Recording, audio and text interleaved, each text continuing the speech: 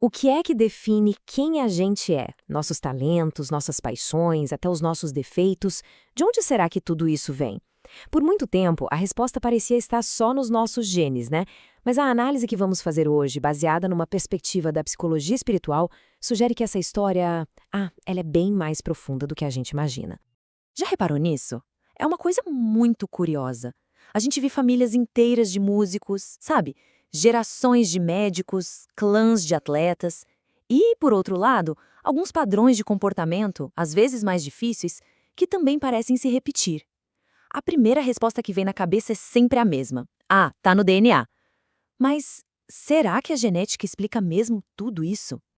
Pois é, essa é a explicação mais à mão, a mais comum e, claro, a que a ciência nos apresenta. A hereditariedade biológica é, sem dúvida, um fator poderosíssimo. É a base, o alicerce sobre o qual nosso corpo físico é construído. E ela, com certeza, determina muita, mas muita coisa sobre nós. Olha só, a genética nos passa características físicas bem claras, a cor dos olhos, a nossa estrutura corporal, uma certa predisposição para algumas condições de saúde. Tudo isso é o que a gente chama de herança dos pais para os filhos. São, digamos, as ferramentas orgânicas que a gente recebe para viver esta vida. Mas a pergunta que fica é: será que ela também transmite a nossa essência? E é aqui que a conversa fica mais profunda. E a nossa maneira de ser, o jeito de pensar, de agir, nosso caráter, aquelas aptidões que parecem nascer com a gente, isso também estaria no código genético?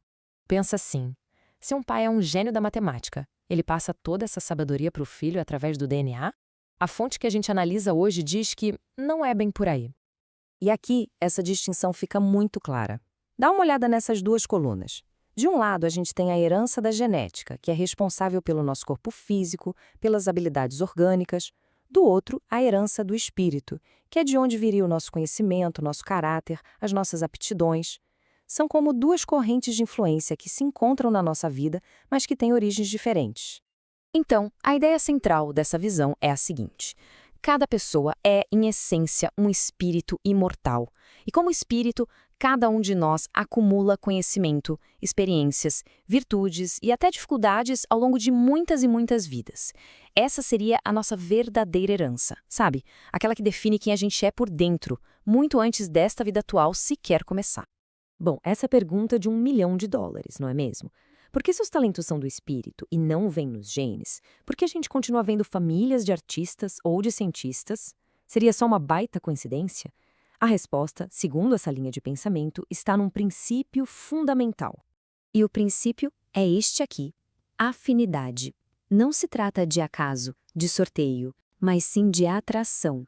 Espíritos com inclinações parecidas são naturalmente atraídos para ambientes familiares, onde eles podem desenvolver melhor essas mesmas inclinações. É quase como uma sintonia vibracional, que troca a ideia de coincidência pela de propósito.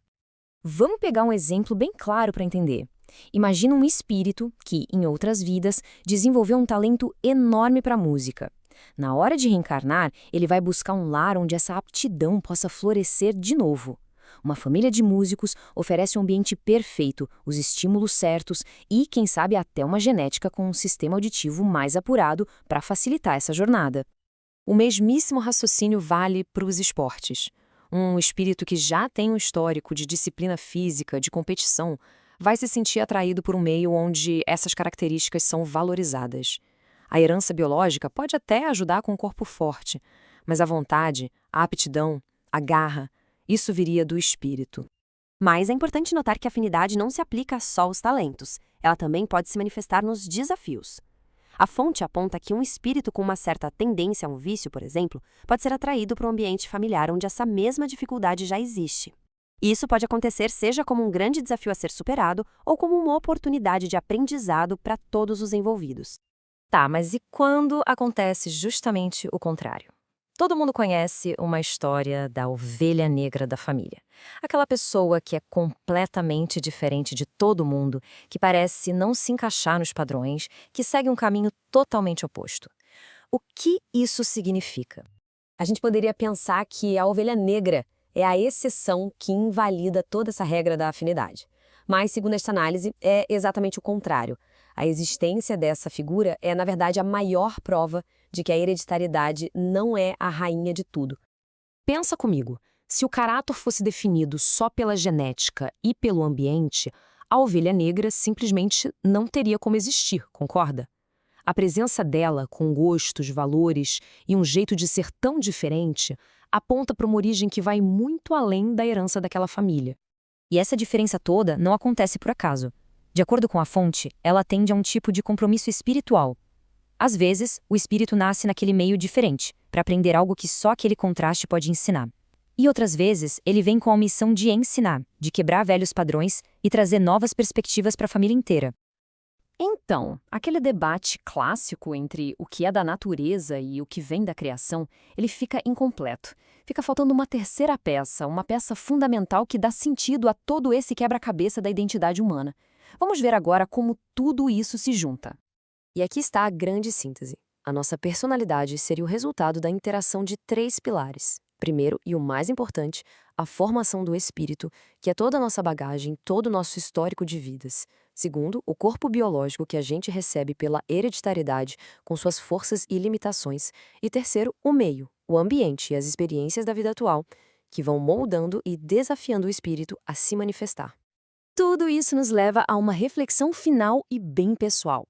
Ao olhar para os próprios talentos, para os desafios e as inclinações, a questão que fica não é só o que foi herdado dos meus pais. A pergunta se torna: que bagagem, que história o espírito que habita este corpo carrega consigo? A resposta para isso pode redefinir toda a jornada de autoconhecimento. O autor Paulo H.C. Gonçalves abre mão dos direitos do presente vídeo para melhor divulgação da psicologia espiritual. Mais informações a respeito da psicologia espiritual você encontra pesquisando Paulo H.C. Gonçalves na Amazon. Muito obrigado.